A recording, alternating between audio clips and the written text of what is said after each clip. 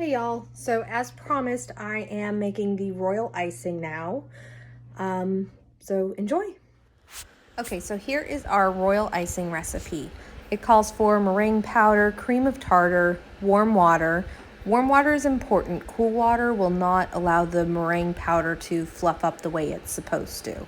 I am doing a double batch because I need lots of icing as usual.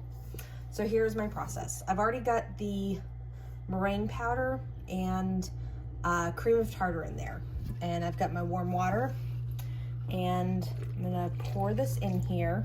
And then what I always do before I put it on the mixer is I get this kind of incorporated a little bit so that we don't have so the powder isn't like all caked at the bottom. We don't want that. So now we don't have it caked at the bottom, so we're gonna get this on the mixer now. And of course, with your stand mixers, it is important to not crank it. So you start there and then go up one at a time. So now, while this is whipping, I'm going to get the other wet ingredients together and put those in my measuring cup. That is lemon juice, butter flavor. I use Lorann, but Watkins is a good substitution. Vanilla, and the corn syrup. In the recipe, it says to add the corn syrup in between adding the powdered sugar, but I just do it all like this because it's easier and it doesn't affect the outcome of the recipe.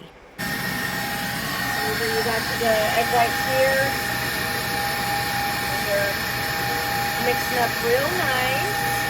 Turn this off so you can kind of see what it's doing. So it's fluffy, meringue. So yeah, that's actually where it needs to be to go ahead and start adding powdered sugar. Okay, so my recipe, my double batch is going to call for obviously 4 pounds of powdered sugar. So what you'll do when you're making it is just eyeball adding half of the bag.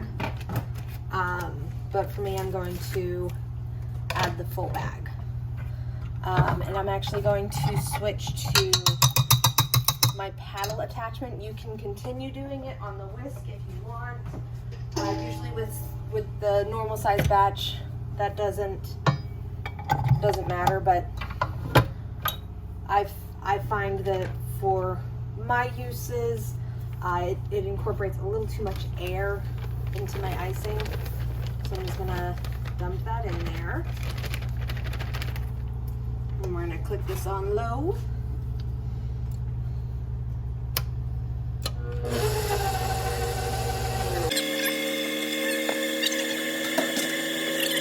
Right here, the corn syrup has sunk to the bottom, so I'm going to mix that up so that the corn syrup all gets in there.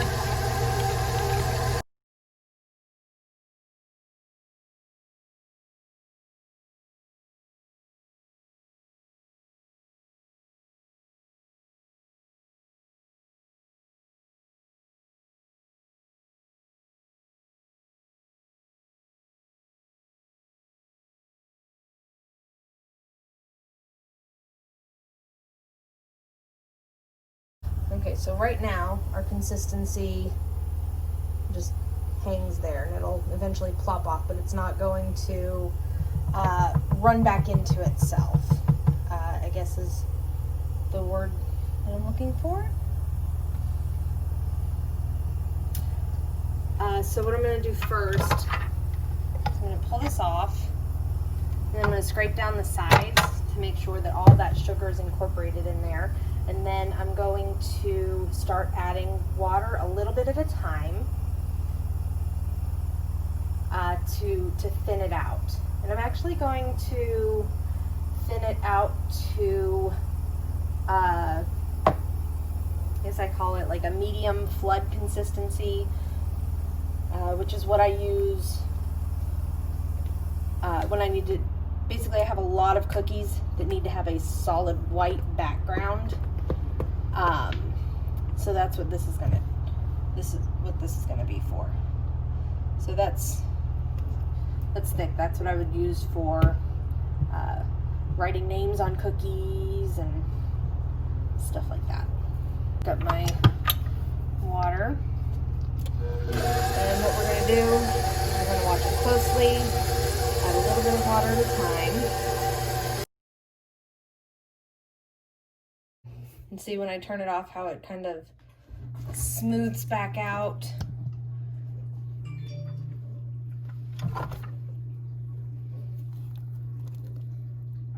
But see, it still holds on there. It's not getting a steady stream. Like when we get a steady stream closer to what's going on here, that's where we want to be. But once I pull this off and mix in what's on the sides, it's gonna be a little bit thicker.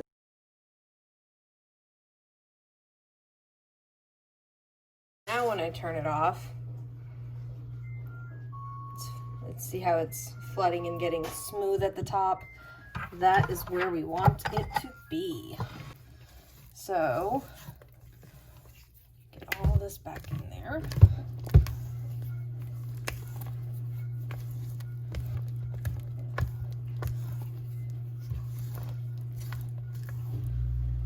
All right. And see, and this is a really good way of testing your icing. A lot of people, you'll see, I don't know if you look at different videos and stuff, but they'll talk about like 10-second icing, 15-second icing, 20-second icing.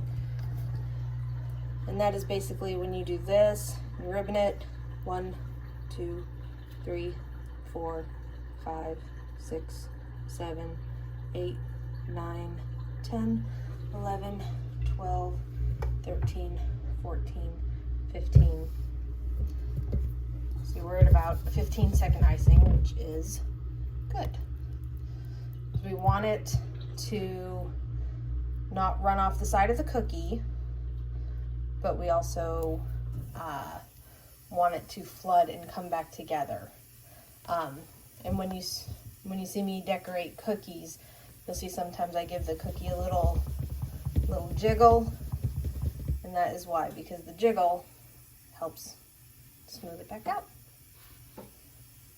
And one last thing, after you get your icing made, you want to cover it with a damp towel because the air will cause the icing to dry. You don't want your icing to get crusty while you're working, because you can see this is already getting a little bit hard, and that's just been sitting there for like a minute and a half. So you don't want to end up with chunks of hard icing in your royal. But that's it.